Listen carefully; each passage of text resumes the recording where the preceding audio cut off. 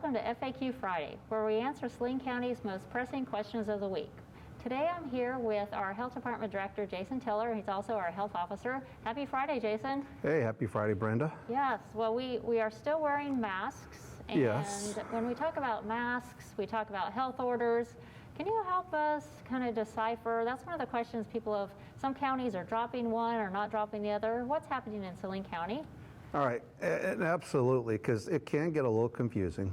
First of all, a disclaimer, I'm not a lawyer, okay. So sometimes trying to navigate some of the legalese stuff. But in simplest terms, a health order is a rule that has been passed by a local health officer, and it generally applies to everybody in the county, because that's the health officer jurisdiction, if you will. Whereas, for instance, in Saline County, in regards to masking, there was not a health order for masking. That was passed as a city ordinance, which is a whole different level of authority. And that's also not impacted by the upcoming legislation that the governor may sign later on. And in the county, that was also passed by a resolution. So both of those things fall up under the county and the city's authority in regards to the mask order. An example of the public health order was the one that just recently expired that I issued as the health officer in regards to mass gatherings and limits. And so that is, in a nutshell, health orders are passed by public health officials or health officers, and all others, ordinances or resolutions, are passed by the governing authority of that jurisdiction. So when we think about governing authority, we think about our Saline County commissioners and then our Salina City commissioners. Right. So if people have questions that are specific to them, this is FAQ Friday, and it has to do with Saline County Health Department, thinking about if you have questions or an opinion to share with the elected officials, maybe you're even thinking about running for office in an upcoming election, to start learning the process and knowing how some of these things happen, and to know as we're making our way through the pandemic, the numbers are going down for folks that have the COVID-19 virus, but knowing that these elected officials have some really serious decisions and they take all this information they get from the folks who elected them to heart. So knowing that there are people to talk to or people to ask questions to, and they do have public forums. So the City Commission meets on Monday and the County Commission meets Tuesday morning. Yeah. And knowing that they do have a time for people to share, they do look forward to having input from the community who they represent. Well, thinking about what's going on and how we find out what's going on, are there any new tools out there, some other resources out there that we can use? Right, so the CDC has what's called a vaccine finder as a tool. And if you were trying to find out where you can get your shot, you can go onto the CDC's vaccine finder and it will show you where is within your area is currently giving vaccine. The state of Kansas initially had a similar tool that after CDC rolled theirs out, decided to go ahead and just shift the information from theirs to the CDC one so that it was comprehensive and that it was all in one spot instead of being in two different places. And this will show you what pharmacies are giving vaccine, what locations like our JCP clinic that are giving vaccine, and then how you access those individual places in order to get scheduled for vaccine. So if it says it's not available or out, don't be alarmed. What would that mean? Well, that may just mean at that time that they may have used up their current supply that they have at the moment. It may mean that they are planning for their next shipment. They also might mean that right at that moment, in the case of a pharmacy, they may not have, for instance, a pharmacist on staff to supervise at that moment. So there's a few things that it could mean, but the thing to keep in mind is even if one location says that they are currently not taking, say, new appointments for vaccine, there are other locations that are, so just keep looking, especially as we have expanded into phases 3 and 4 of the state's vaccine plan. Well, when we think about, say, pretend this piece of paper, think of the shape of Saline County, the point still being the best is what's offered to you. Now, Right. that's what we had said before. Does that still stand? So if you live here or maybe on these outlying counties, the best is still what's offered? Right. So the best vaccine is the first one that you can get. They're all equally effective at preventing disease. I know there's some different numbers of effectiveness, but they're all equally effective in being able to prevent COVID, help keep our cases down, help keep variants from getting a foothold in the community.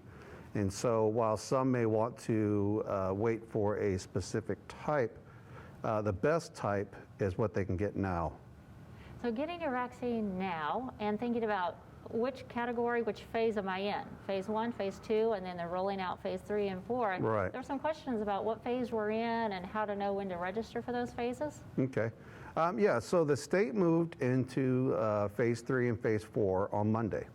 And that generally encompasses anybody 16 to 64 who has a health condition and anybody else in that age bracket that is also a critical worker. A couple things to keep in mind about that, however. The general or the majority of the vaccine that we are getting in Saline County is Moderna, and that one is for 18 and above. The same thing with Johnson & Johnson. When that's available, that one's still currently for 18 and above. The Pfizer vaccine is the only one that can actually be given at this point until additional research is completed to those that are 16 and 17. So you can register now if you are in phase 1 through 4, because we also know that people are going to, become new employees at places that originally qualified in phase 1 and phase 2, and so they can get registered now if they haven't gotten it. And then we are working as quickly as we can with the supply that we have and trying to get everybody scheduled and vaccinated. So, sign up may change, so still sign up. Again, Right. You mentioned the pharmacies, you mentioned Saline County. So the folks, it's one of those first come, first serve. And to know when we get an amount is for each county, for each location, that there's 2 shots involved for some of them.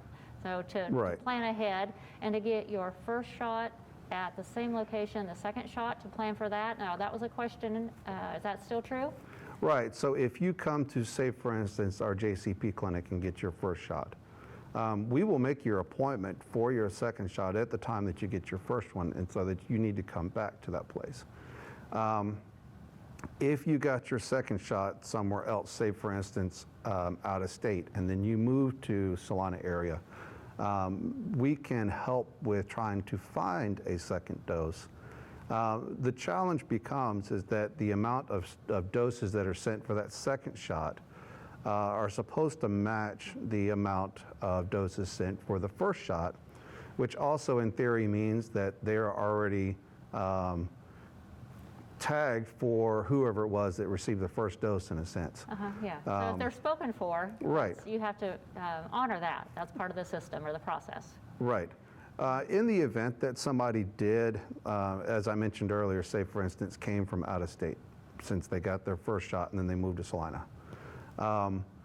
Every once in a while, there will be somebody that either decides not to get their second one, no shows to the appointment, some situation like that. And we do not want those doses to go to waste. So we do kind of keep a priority standby list, if you will, for those who are in the window for their second shot that may have got the first one somewhere else, so that if we have second doses left, then immediately we've got people we can start calling to ensure that those doses are used appropriately and not wasted. Sounds like communication is key. I'm glad to hear Absolutely. this. And when we think about communication, there's always rumors going around. Yeah. And a question or a rumor, I read a line. Some people are saying the vaccine has side effects, and one of those side effects is infertility. What do you think about that rumor that's going around? So, the funny thing about rumors is that unless they are addressed directly, they have a tendency to grow. So while the vaccine may have some side effects, which are normal, some arm tenderness, maybe a slight fever, some body aches, chills, those types of things, they are not and have not been shown to have any type of impact on reproductive issues and will not cause sterilization. Well, if people have questions, the best way to do the communication for our FAQ Friday, the inbox, right? Absolutely. Not the rumor spreading in the Facebook comment section. Do send your messages, send your questions to the inbox. And there are some other ways if people are hungry for more information. Facebook is the main one. Right. And then also Instagram and Twitter. And are you still on the radio? You're sharing information on the radio? Yep, still on KSL 3 times a month and on KINA every other Saturday. And then also asking their provider, looking at reliable sources, so CDC and KDHE as far as, reliable sources of information. And again, we're always happy to answer questions too, especially when people are trying to understand or get the right information. So what about the daily, the weekly emails, the Facebook messages, the newsletter? How about an update for what's going on with those communications? So as the numbers continue to trend down, we will reach a point where doing a press release 3 times a week is really not going to tell you very much when it's still the same as it was on Wednesday or even on Monday. The same thing with the VaxVax. As availability becomes more widespread at different places and more people continue to get it, new information will not be sufficient enough to support, trying to do something twice a week.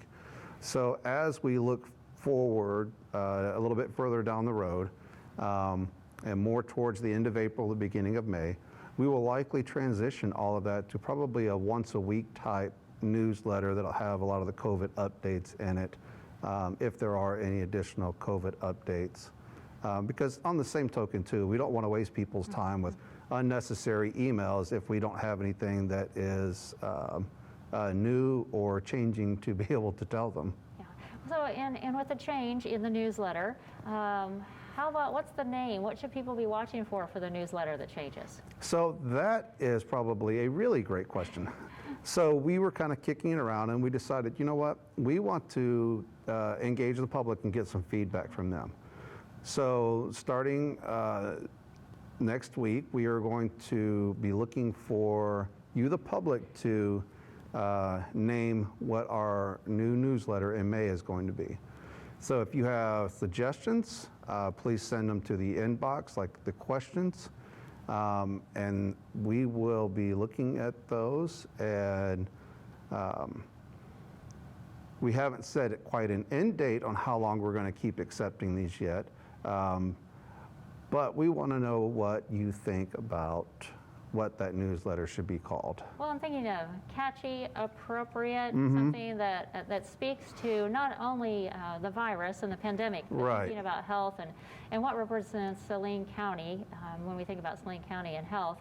And as we're rounding out here, it's going to be the end of the month. We're wrapping up Health Month. Right. So any activities that you'd like to share that are going on in Saline County, the Health Department is helping to highlight for Health Month?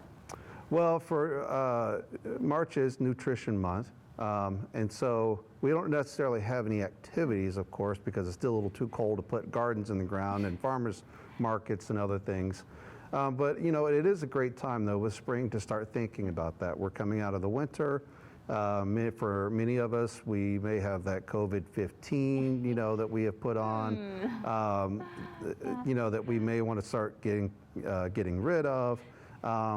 And so just as we're starting to round out National Nutrition Month and thinking about our dietary habits and what we can do better as we move into spring, that's probably where I would put most of my focus right now is, how can I myself, even start eating a little bit better maybe than I may have during COVID. We're wrapping up the pandemic. We're going to make some, wrapping up National Nutrition Month. Think about small changes, things to the environment, things that we can make a little bit step by step. Food, physical fitness, your mental, your environment that's around you, all those changes as we're getting into spring, that we've officially gotten into spring again. Well, that is, I think we've got all the topics covered, unless there was anything else that you wanted to add, Jason, for our FAQ Friday? Nope, just to say that, I know that there are still a lot of things changing, We want people to take care of themselves, be respectful of each other, whatever your opinion on masking and COVID is. As you know, as a county and as a state, as we still work through this all together. Thank you, thank you. I'm Brenda Gutierrez, the host of FAQ Friday, and with me has been Jason Tiller, our Thank Saline you. County Health Officer and Health Department Director. Thank you. Thank you.